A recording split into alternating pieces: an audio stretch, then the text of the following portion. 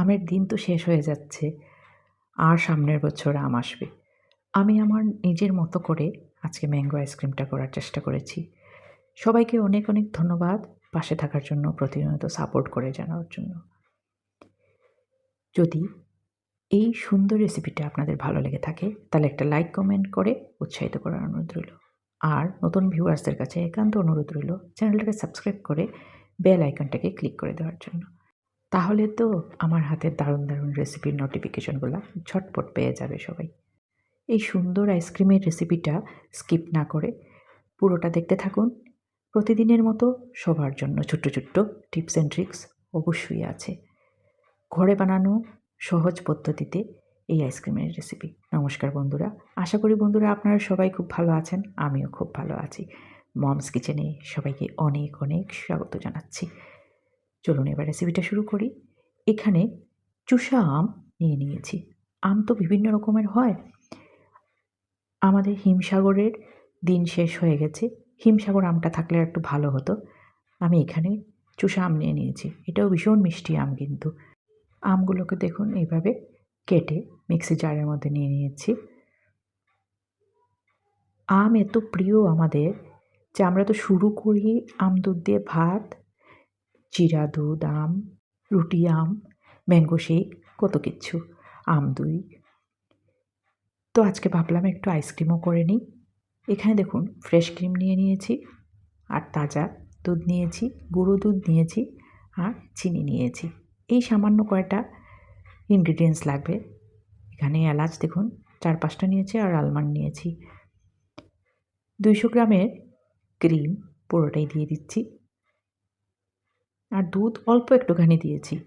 1 বাটি গুঁড়ো দুধ নিয়ে নিয়েছি, দিয়ে দিলাম, আর চিনিটাও দিয়ে দিচ্ছি। এলাচগুলা খুলে খুলে দিয়ে দিচ্ছি। এলাচ একটু বেশি দিলে পর আইসক্রিমের টেস্টটা একটু বেড়ে যাবে। দেখুন এই রেসিপিটা কিন্তু আমি আমার নিজের মতো করে করছি, আশা করি আপনাদের ভালো লাগবে। মিক্স করে নিলাম মিক্সিতে, খুব ভালো করে মিক্স হয়ে গেছে। এইবার একটা কন্টেনার নিয়ে নিয়েছি, যেটা এয়ারটাইট করে বন্ধ করা যাবে।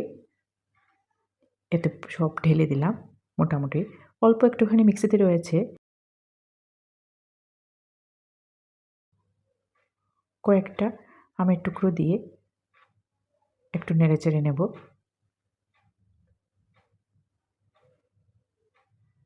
একদম সহজ একটা রেসিপি। আমের দিন আম দিয়ে যা যা করা যায় সব কিছু করে নেওয়া ভালো। আরও কয়েকটা আমের টুকরো দিয়ে দিলাম উপরে সাজিয়ে, আর আলমন্ড ক্রাশ করে রেখেছিলাম, এগুলোও উপরে একটু ছড়িয়ে দিলাম। এইবার এয়ারটাইট ঢাকনাটা দিয়ে খুব ভালো করে বন্ধ করে ফ্রিজারে রেখে দিচ্ছি।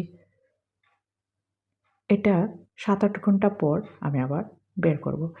অল্প একটুখানি রয়ে গেছে, এগুলো আমি পেপার কাপের মধ্যে দিয়ে ফ্রিজারে রেখে দেব। উপরে অল্প আর একটু আম দিয়ে দিচ্ছি, এগুলো ফ্রিজারে রেখে দেব। দেখুন রেডি হয়ে গেছে, খুলে দেখাচ্ছি কত সুন্দর আইসক্রিম রেডি হয়ে গেল। ঘরে বানানো আইসক্রিম বন্ধুরা হেলদি তো হবেই, মাঝে মধ্যে এরকম বানিয়ে নেওয়াই যেতে পারে। সবাই খুব খুব ভালো থাকবেন, সুস্থ থাকবেন। আশা করি আজকের আইসক্রিমের ভিডিওটা আপনাদের ভালো লেগেছে। সবাইকে অনেক অনেক ধন্যবাদ জানাচ্ছি পুরো ভিডিওটা দেখার জন্য। আজকের ভিডিওটা এই পর্যন্তই বন্ধুরা। আরেকটা খুব ভালো রান্না নিয়ে খুব তাড়াতাড়ি আপনাদের সাথে অবশ্যই দেখা হবে। আইসক্রিমটা সার্ভ করে দিচ্ছি। খেতে অসাধারণ হয়েছে, একবার অবশ্যই আপনারা বানিয়ে খেয়ে দেখবেন, অবশ্যই ভালো লাগবে। প্রতিনিয়ত আপনাদের সাপোর্ট পেয়ে যাচ্ছি বন্ধুরা, তার জন্য সবাইকে অসংখ্য অসংখ্য ধন্যবাদ জানাচ্ছি। এই রেসিপিটা যদি আপনাদের ভালো লেগে থাকে তাহলে অবশ্যই লাইক, কমেন্ট আর সাবস্ক্রাইব করে দেবেন, আর বন্ধুদের সাথে শেয়ার করে দেবেন। টাটা সবাইকে।